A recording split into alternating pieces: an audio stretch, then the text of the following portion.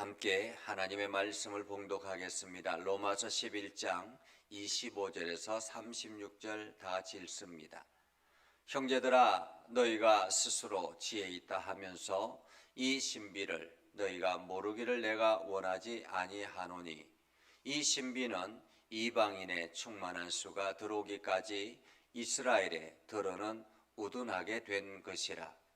그리하여 온 이스라엘이 구원을 받으리라. 기록된 바 구원자가 시온에서 오사 야곱에게서 경건하지 아닌 것을 돌이키시겠고, 내가 그들의 죄를 없이 할 때에 그들에게 이루어질 내 언약이 이것이라 함과 같으니라.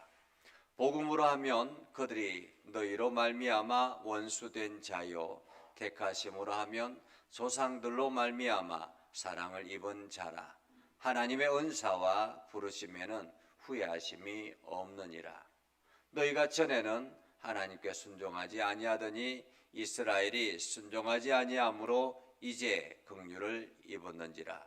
이와 같이 이 사람들이 순종하지 아니하니 이는 너희에게 베푸시는 긍휼로 이제 그들도 긍휼을 얻게 하려 하심이라. 하나님이 모든 사람을 순종하지 아니하는 가운데 가두어 두심은 모든 사람에게 긍휼을 베풀려 하심이로다. 깊도다 하나님의 지혜와 지식의 풍성하며 그의 판단은 헤아리지 못할 것이며 그의 길은 찾지 못할 것이로다. 누가 주의 마음을 알았느냐? 누가 그의 모사가 되었느냐? 누가 주께 먼저 드려 갚으심을 받겠느냐? 이는 만물이 주에게서 나오고 주로 말미암아 주에게로 돌아감이라. 그에게 영광이 세세에 있을지어다. 아멘. 오늘도 하나님의 은혜가 여러분의 삶 가운데 가득하기를 원합니다. 여러분을 통해서 하나님의 영광이 나타나기를 주님의 이름으로 축복합니다. 우리가 어떤 일을 계획할 때에 가장 먼저 하는 것이 그림을 그리는 것입니다.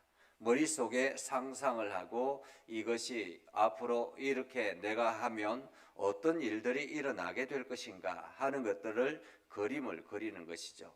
그래서 그 그림이 어느 정도 확신이 되거나 완성이 되면 그것을 구체적으로 계획하고 추진해 나가는 것입니다. 어쩌면 오늘 하나님의 그림, 사도 바울이 발견한 하나님의 큰 그림은 신비롭다라고 그렇게 이야기를 합니다. 사도 바울이 발견한 하나님의 그림, 하나님의 신비는 무엇일까라는 거죠. 하나님의 신비는 무엇일까? 하나님께서 이 땅을 구원할 하나님의 큰 그림이 있는데 그것은 사도 바울이 보기에는 참으로 신비롭다라는 것입니다. 가장 먼저는 이 땅을 구원하기 위해서 어떻게 당신의 아들을 희생할 생각을 했을까라는 그러한 생각을 해봅니다. 참으로 그것은 하나님의 큰 그림 속에 신비로운 그러한 장면이라 이렇게 말할 수 있겠습니다.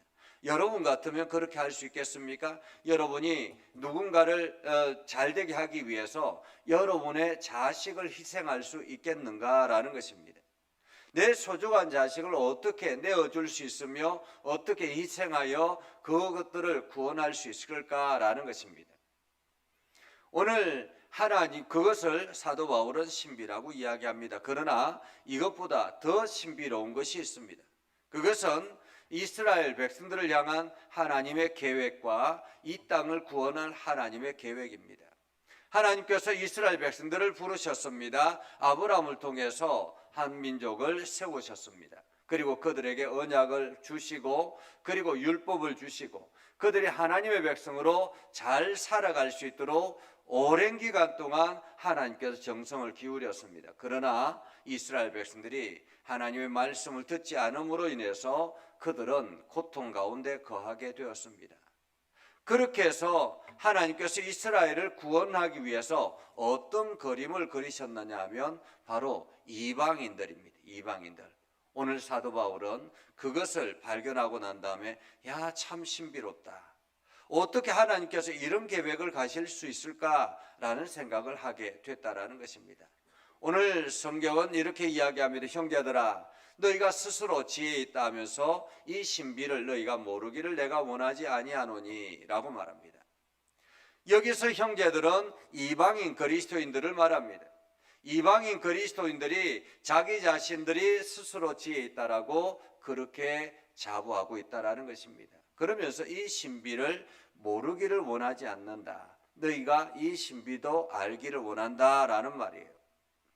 어떤 신비냐면 이방인 그리스도인들이 예수 그리스도를 믿고 난 다음에 유대인들을 바라보면서 참 어리석다라고 생각했다라는 것입니다. 사실 그렇죠. 지금 우리가 보기에도 저 이스라엘 참 어리석다. 어떻게 예수 그리스도 하나님의 아들 예수 그리스도를 받아들이지 않을 수 있지? 그 율법이 자기를 어떻게 구원할 수 있지? 라고 그런 생각 자체가 참으로 어리석다라고 생각을 합니다. 그것처럼 이방인 그리스도인들이 유대인을 보기에 참 우둔하다, 참 어리석다. 어떻게 예수 그리스도를 안 믿을 수 있을까? 뭐 이런 생각을 하면서 자기 자신이 스스로가 대견하다라는 생각을 할 수 있다라는 것입니다. 그런데 오늘 사도 바울은 이야기합니다. 이 신비는 하나님의 그림은 이런 말입니다. 신비로운 하나님의 그림은 이방인의 충만한 수가 들어오기까지 이스라엘의 들어는 우둔하게 된 것이라 라는 것입니다. 하나님께서 이 땅의 온 백성들을 하나님의 백성으로 세우기 위해서 하나님께서 불러들이기 위해서 이스라엘을 우둔하게 했다라는 것입니다. 이스라엘을 우둔하게 했다.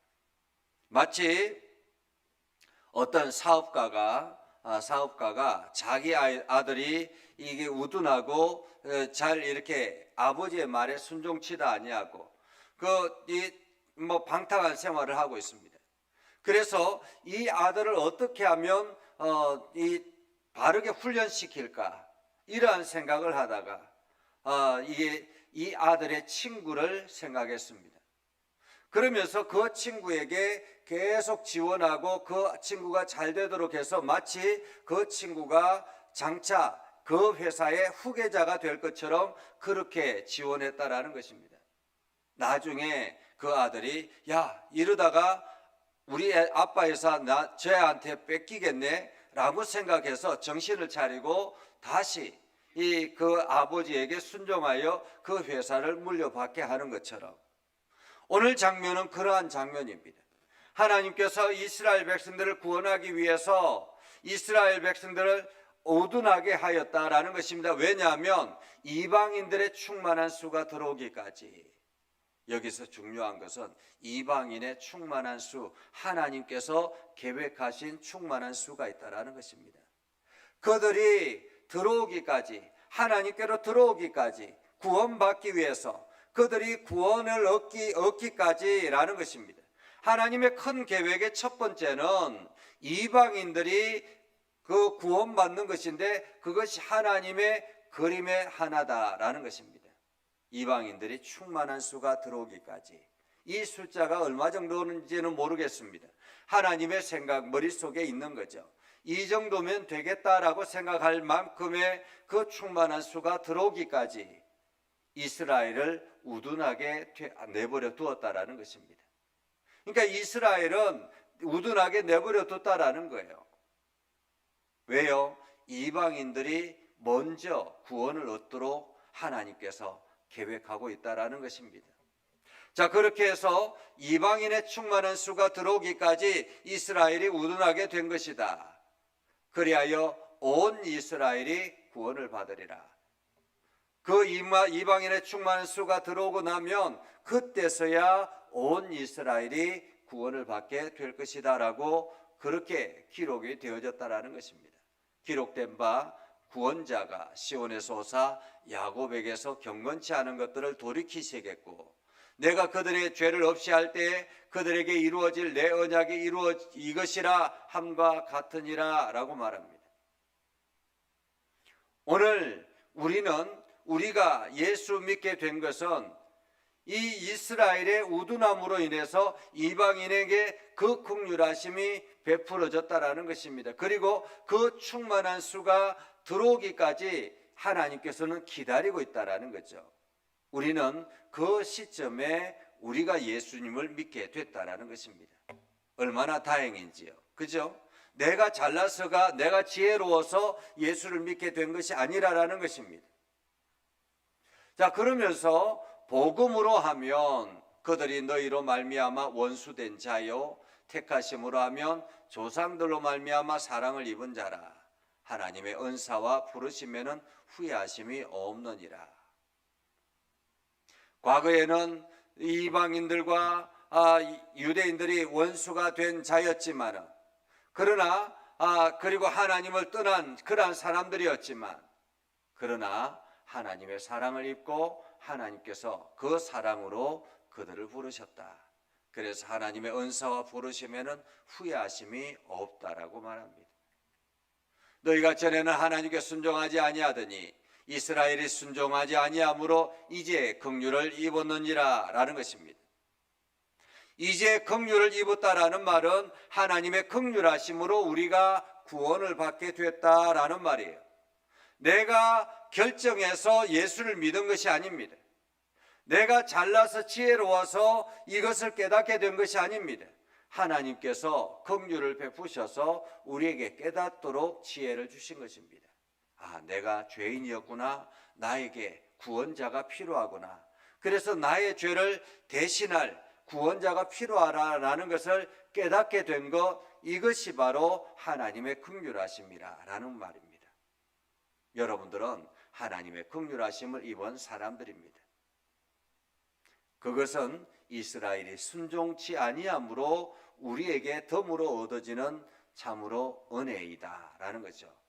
이와 같이 이 사람들이 순종하지 아니하니 이는 너희에게 베푸시는 긍휼로 이제 그들도 긍휼을 얻게 하려 하심이라.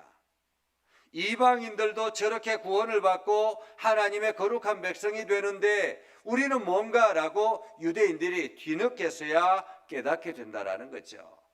하나님이 모든 사람을 순종하지 아니하는 가운데 가두어 두심은 모든 사람에게 긍휼을 베풀려 하심이라. 결국에는 하나님의 그림은 무엇입니까? 이 땅에 있는 모든 사람들이 하나님의 긍휼하심을 잊기를 원한다라는 것입니다. 그래서 순서가 다를 뿐이죠. 제일 먼저는 이스라엘을 불러서 선택했지만은 그 이스라엘이 하나님 앞에 헌신하지 아니하였기 때문에 하나님께서 예수 그리스도를 보내셔서 이 땅에 구원의 계획을 다시 설정하셨습니다. 그리고는 이 예수 그리스도를 믿는 이방인들을 먼저 부르셨다라는 것입니다. 이방인들을 부르셔서 이스라엘을 시기나게 하시고, 그래서 이방인들이 어느 정도 하나님의 계획 아래 있는 그 수가 다 충만한 수가 들어오면 그제서야 이스라엘이 긍휼하심을 잊게 될 것이다. 그러면은 두 개가 다 합쳐지면 이 땅에 있는 모든 사람들이 다 하나님의 은혜를 경험하게 될 것이다 라는 것입니다. 놀라운 계획이죠. 참으로 신비롭다. 그래서 사도 바울이 보기에 이것은 신비롭다라는 거예요. 어떻게 하나님께서 이런 그림을 그리실 수 있지? 어떻게 하나님께서 이런 계획을 가질 수 있지라는 것입니다. 그러면서 사도 바울이 하나님에 대해서 깨닫는 것은 참으로 깊다. 하나님의 지혜와 하나님의 지식의 풍성함이 너무너무 깊다. 그의 판단은 헤아리지 못할 것이며 그의 길은 찾지 못할 것이로다. 누가 주의 마음을 알았느냐? 누가 그의 모사가 되었느냐? 누가 주께 먼저 드려 갚으심을 받겠느냐? 이는 만물이 주에게서 나오고 주로 말미암고 주에게로 돌아가는 것인데 라는 것입니다. 주에게로 돌아가는 것인데 우리는 그 하나님의 긍휼하심을 입은 사람들입니다. 그리고 지금도 우리는 그 하나님의 긍휼하심 안에서 구원받은 백성으로 아직도 그 충만한 수가 채워지지 않았기 때문에 우리는 이방인들을 향해서, 믿지 않는 사람들을 향해서 복음을 전하고 그들이 이 숫자 안에 들어올 수 있도록 이를 위해서 우리는 기도하고 나아가야 되는 것입니다. 그런데 이단들은 이것을 숫자를 정해놓고 이 숫자만큼 채워져야 된다라고 이야기합니다. 그런데 벌써 그들이 말하는 숫자는 훨씬 더 넘어갔다라고 합니다. 그런데도 불구하고 그들은 계속 그렇게 강조하고 있는 거예요. 참으로 어리석은 일이죠.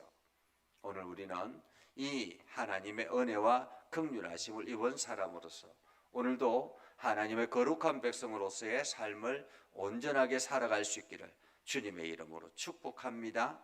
기도하겠습니다.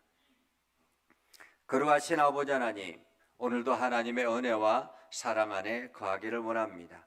하나님, 우리 가운데 역사해 주시고 하나님의 뜻을 깨닫게 하시고 결단하며 나아가게 하옵소서. 하나님의 거룩한 말씀이 우리 삶 가운데 역사해 주셔서 오늘도 하나님의 신비를 깨닫게 하시고 하나님의 그 계획하신 안에서 온전하게 이루어지는 놀라운 은혜의 역사가 있게 하여 주시옵소서. 우리를 통해서 하나님의 놀라운 역사가 세상에 흘러가게 하시고 하나님의 복이 흘러감으로 많은 이들이 구원의 은혜를 경험케 하여 주시옵소서. 예수님의 이름으로 기도드립니다. 아멘. 이제는 우리 구주 예수 그리스도의 은혜와 하나님 아버지 극진하신 사랑과 성령님의 감화 감동 역사 위로 교통하시며 은혜가 주님의 말씀의 신비를 깨닫고 그 말씀에 순종하며 하나님 앞에 감사하며 나아가는 믿음의 성도들과 저들의 기도하는 모든 일들과 저들의 가정과 이 나라 이 민족 위에 세계 열방 위에 영원토록 함께 하옵시기를 간절히 축원하옵나이다. 아멘.